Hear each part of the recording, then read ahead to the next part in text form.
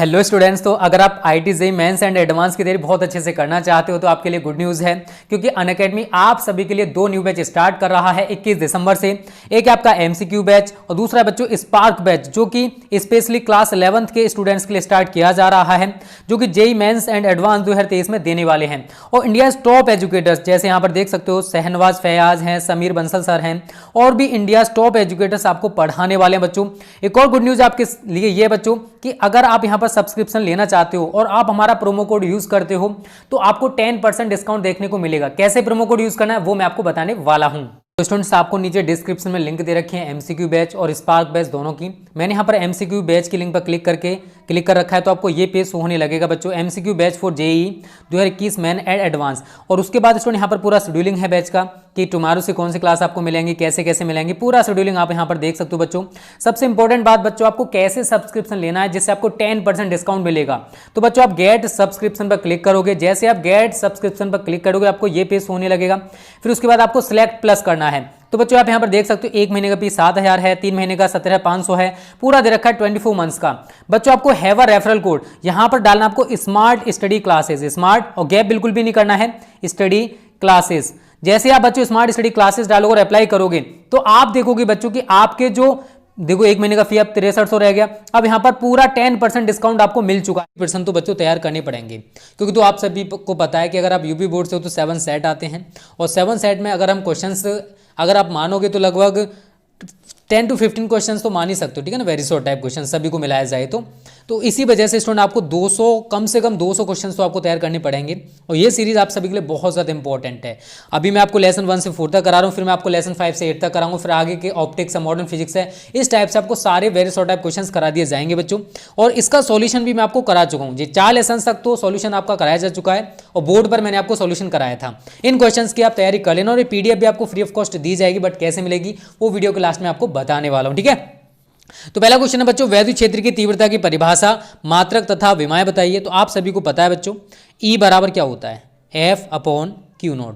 एकांक परीक्षण आवेश पर लगने वाले वैद्युत बल को वैद्युत क्षेत्र की तीव्रता कहते हैं। और अगर हम इसके यूनिट की बात करें बच्चों तो F का मात्रक क्या होता है, न्यूटन, और आवेश का मात्रक क्या होता है, कूलाम। तो हमारा वैद्युत क्षेत्र की तीव्रता का यूनिट क्या बन जाता है, न्यूटन प्रति कूलाम, और इसी से आप इसकी विमा भी बना सकते हो, ठीक है ना।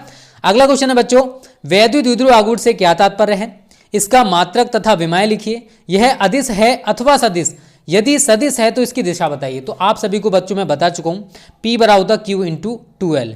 आप सभी को पता है कि वैद्युत द्विध्रुव में किसी एक आवेश का परिमाण तथा दोनों आवेशों के बीच की दूरी के गुणनफल को वैद्युत द्विध्रुव आघूर्ण कहते हैं। और इसके यूनिट की बात करें बच्चों तो कूलाम मीटर होता है, ठीक है। ये सारी चीजें आपको पता है, पहले लेसन की है तो आपको ये सारी चीजें तो पता होंगी। अगला क्वेश्चन है बच्चों, 2 बिंदु आवेशों के मध्य लगने वाला प्रतिकर्षण अथवा आकर्षण बल के लिए कूलाम का जो विद्युत बल संबंधी नियम है उसका वेक्टर स्वरूप लिखना है। मैं आपको करा चुका हूं, बहुत अच्छे से आपको बताया भी था।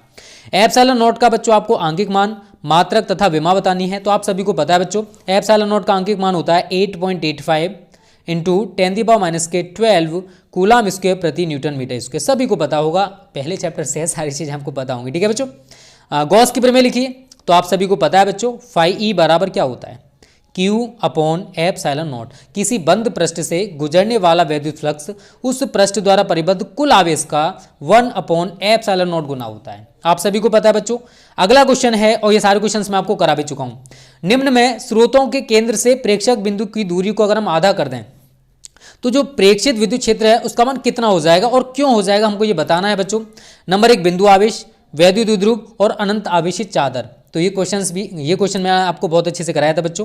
अगला है विद्युत विभव की परिभाषा लिखिए तथा इसकी विमा बताइए। तो V बराबर बच्चों आप सभी को पता है W/Q0 होता है। एकांक परीक्षण आवेश को अनंत से वैद्युत क्षेत्र में किसी बिंदु तक लाने में जितना कार्य करना पड़ता है उसे उस बिंदु पर बच्चों हम क्या कहते हैं, विद्युत विभव। और यूनिट की बात करें तो उसका मात्रक सभी को पता होगा, शायद वोल्ट होता है, ठीक है, तो बताने की जरूरत नहीं है। अगला क्वेश्चन है बच्चों, इलेक्ट्रॉन वोल्ट की परिभाषा दीजिए तथा इसका आंकिक मान बताइए। तो देखो इलेक्ट्रॉन वोल्ट ऊर्जा एक छोटा मात्रक है, आप सभी को पता होगा, और 1 इलेक्ट्रॉन वोल्ट में बच्चों 1.6 × 10⁻19 जूल होते हैं। सभी को पता है ना, नहीं पता था, चलो पता चल गया होगा, ठीक है। अगला क्वेश्चन है बच्चों, समविभव पृष्ठ की परिभाषा दीजिए। तो आप सभी को पता है। तो अगला है, एक वैद्युत द्विध्रुव के कारण उसकी अक्षीय तथा निरक्षीय स्थितियों पर विद्युत विभव के लिए सूत्र लिखने हैं। तो अक्षीय स्थिति में आप सभी को पता होगा V बराबर 1/4πε0p/r²। और बच्चों निरक्षीय स्थिति में v = 0 होता है, ठीक है ना। तो इतना तो आपको पता भी होगा शायद। किसी संधारित्र की धारिता की परिभाषा, C बराबर आप सभी को पता है बच्चों Q/V होता है। और इसका मात्रक, तो मात्रक तो फैराड हो जाएगा, कूलम पर वोल्ट या फिर फैराड हो जाएगा।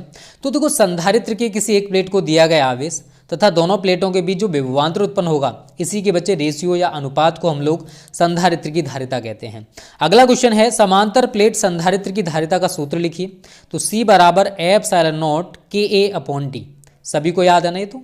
और यहाँ पर देखो एक चीज़ आप सभी याद रखना बच्चों, अगर इस टाइप का क्वेश्चन आता है तो आपको सारी चीज़ें बता के आनी, इसमें K क्या है, A क्या है और D क्या है।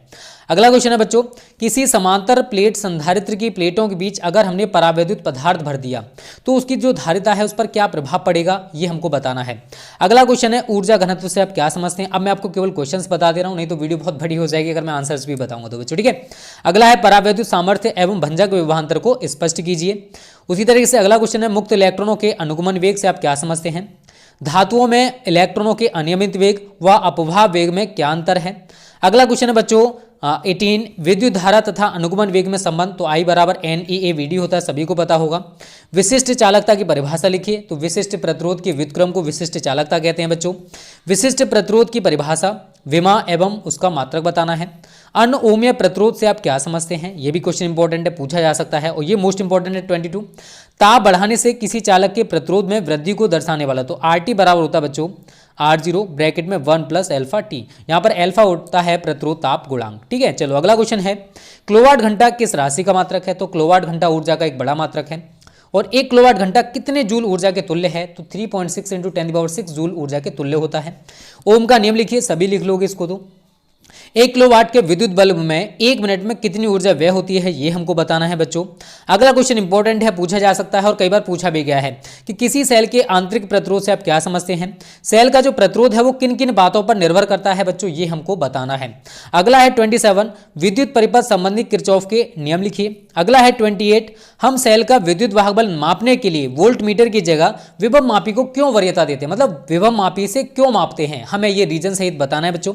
अगला क्वेश्चन है कि अगला क्वेश्चन 29 कि अगर व्हीटस्टोन सेतु में सेल और धारा मापी की जो पोजीशंस होती हैं अगर उनको आपस में चेंज कर दिया जाए तो जो संतुलन की स्थिति होती है उस पर क्या प्रभाव पड़ेगा, ये हमको बताना है। व्हीटस्टोन सेतु की सर्वाधिक सुग्राही होने की क्या शर्त है, ये हमको बताना है। विभव मापी की सुग्राहिता से आप क्या तात्पर्य है या क्या समझते हैं, इसे कैसे बढ़ाया जा सकता है। ये सारे क्वेश्चंस मैं आपको करा चुका हूँ, कोई नया क्वेश्चन नहीं है बच्चों, ये सारे क्वेश्चंस आपको बहुत अच्छे से कराए जा चुके हैं, वो भी बोर्ड पर। बायो-सावर्ट का नियम लिखिए। किसी वृत्ताकार धारावाही लूप के केंद्र पर उत्पन्न चुंबकीय क्षेत्र का मान तथा दिशा बताएं। किसी लंबी परिनालिका के भीतर अक्ष पर स्थित किसी बिंदु पर उत्पन्न चुंबकीय क्षेत्र का व्यंजक लिखिए।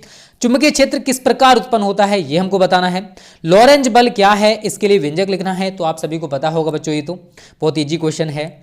अगला है एक आवेशित कण है, किसी एक समान चुंबकीय क्षेत्र में तिरछा प्रवेश करता है, तो जो कण का मार्ग है वो क्या होगा। 38 है चुंबकीय क्षेत्र का मात्रक तथा विमा लिखनी है। 39 है दो समांतर धारावाही तारों के बीच लगने वाले बल का सूत्र लिखिए। और फ्लेमिंग का देखो बाएं हाथ का नियम भी बहुत ज़्यादा पूछा जाता है बच्चों, दाएं हाथ का नियम भी बहुत ज़्यादा पूछा जाता है, तो इनको आप अच्छे से तैयार कर लेना। चल कुंडली धारामापी की धारा सुग्राहिता को परिभाषित कीजिए। चल कुंडली धारामापी की वोल्टेज सुग्राहिता को परिभाषित कीजिए। धारामापी को अमीटर व वोल्ट मीटर में अगर हमें परिवर्तन करना है तो इनकी संरचना जो है उसमें क्या परिवर्तन करना होगा, बहुत अच्छे से मैं आपको बता चुका हूँ। 44 है बच्चों अमीटर तथा वोल्ट मीटर को विद्युत परिपथ में किस क्रम में समायोजित किया जाता है, ये हमको बताना है। एक आदर्श अमीटर तथा एक आदर्श वोल्ट मीटर के विद्युत प्रतिरोध का मान हमको बताना है बच्चों कितना होता है। धारामापी में जो लोहे की क्रोड है उसको लगाने का क्या लाभ है, क्या बेनिफिट है, ये हमको बताना है। मोस्ट इंपॉर्टेंट क्वेश्चन है बच्चों चुंबकीय द्विध्रुव आघूर्ण की परिभाषा, मात्रक व विमा बताइए। अगला क्वेश्चन है 48 किसी विद्युत परिपथ में अमीटर श्रेणी क्रम में तथा वोल्ट मीटर समांतर क्रम में जोड़ा जाता है, क्यों। 49 है त्रिज्य चुंबकीय क्षेत्र से क्या तात्पर्य है, और 50 है एम्पीयर की परिभाषा दीजिए। तो बच्चों ये 50 क्वेश्चंस हैं जो कि चैप्टर नंबर 1 से लेकर चैप्टर नंबर 4 तक पूछे जा सकते हैं। और इस टाइप के अगर आपको और इंपॉर्टेंट क्वेश्चन चाहिए तो उसके लिए आप हमारे क्रैश कोर्स ज्वाइन कर सकते हो। ये तो पीडीएफ आपके लिए फ्री ऑफ कॉस्ट है।